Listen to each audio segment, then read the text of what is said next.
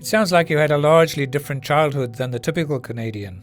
Do you feel that was more because of your own personality, or maybe your family circumstances, or some combination of both?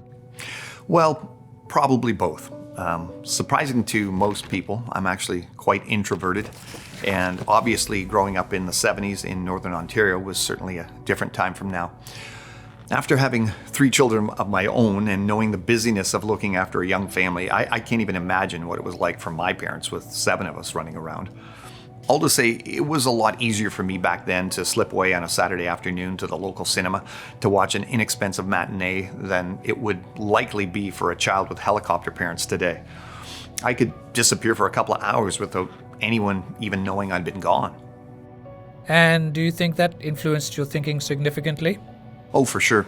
I think media has a tremendous impact on people, and I think there was a lot that I took in that I probably shouldn't have that was pretty negative. But I also believe that God can use even very evil things or bad influences or experiences to draw people to Him, even if it isn't obvious how that might have even worked at the time.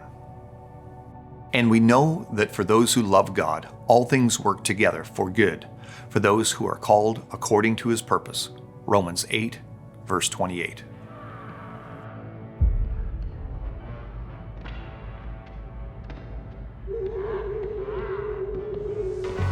Whether it was the adventures of Sinbad with great stop-motion animation by Ray Harryhausen, young Jim's swashbuckling adventures on Treasure Island, or a raucous spaghetti western with guns blazing, it seemed I could always find something at the local theater to fire my imagination that week.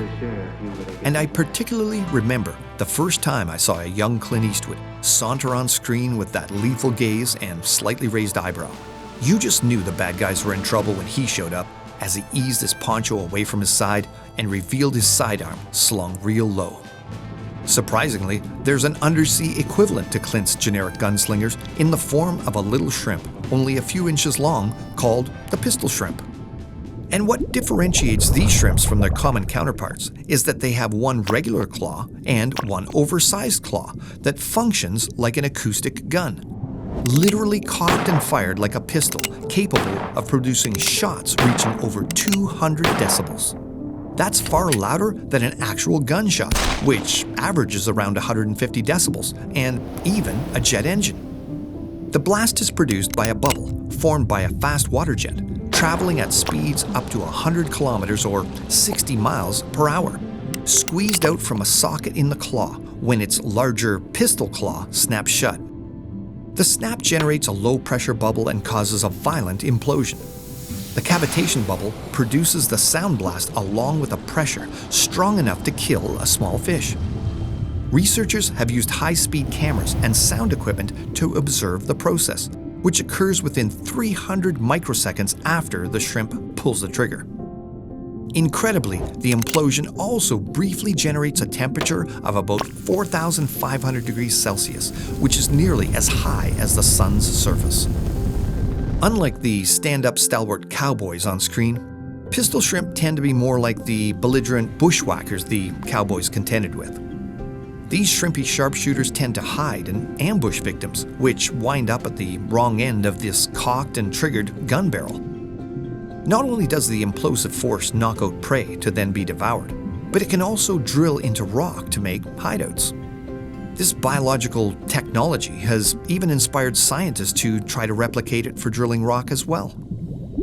Pistol shrimps have another clever trick up their sleeve: their ability to switch hands. Research has shown that should something chop off a shrimp's pistol hand, the missing limb will regenerate, growing into a regular smaller claw, while its undamaged normal appendage will morph into a new snapping claw. Cutting the nerve of the snapping claw induces the conversion, changing the regular limb into another gun claw. Some shrimps are like the two-gun kid, bearing a pistol claw on each arm, making them notoriously hard to disarm. Pistol shrimp tend to congregate in shallow water and produce an underwater symphony of sound that can be deafening in its density. The shrimp's snapping is the dominant source of background noise in the shallow ocean. In fact, they are so loud that in World War II, submarines took advantage of these underwater noise machines to prevent being detected. When colonies of the shrimp snap their claws, the cacophony is so intense submarines can take advantage of it to hide from sonar. As a team, they are so loud that they can easily compete with the noisiest heavyweights in the sea, rowdier than 40-ton whales. Their gunshots are used not only to attack and burrow, but to communicate. The obvious design features in such a creature are astounding. Evolutionists have only weak attempts to explain how the building of a sonic gun, along with the biochemical and neural pathways integrated into the creature's central nervous system to function properly via mutations and natural selection, supposedly somehow occurred. All we've known until now is the endpoint of these super snapping claws, said Rich Palmer, biological science professor at the University of Alberta and senior author on a new study on snapping shrimp claws. What we now know is that a series of small changes in form led to these big functional changes, which essentially allow these shrimp the ability to break water or snap. But how do they know? They certainly didn't observe it happen. And remember that evolution requires small changes that must provide a survival benefit to the organism in order for it to be preserved. Arch evolutionist Richard Dawkins admits, there cannot have been intermediate stages which were not beneficial. There's no room in natural selection for the sort of foresight argument that says, well, we've got to let it persist for the next million years and it'll start becoming useful. That doesn't work. There's got to be a selection pressure all the way. Now, the pistol shrimp's claw is an extremely specialized construct requiring precision design in order to function. As one evolutionary research paper put it, key functional transitions between ancestral, simple pinching, and derived, ultra-fast snapping claws were achieved by minute differences in joint structure. Therefore, subtle changes in form appear to have facilitated the evolution of wholly novel functional change in saltational or stepwise manner. But let's think this through. Of the millions of mutations that might randomly occur that could alter the shape of a claw and produce some kind of bump or protrusion or indentation of some sort, what survival benefit would those small shape changes have benefited a shrimp while becoming a sonic claw? There would be precious few that would even be remotely helpful in becoming a sonic claw, let alone ones that would simultaneously provide some other benefit in the meantime before the sonic gun variant arrived.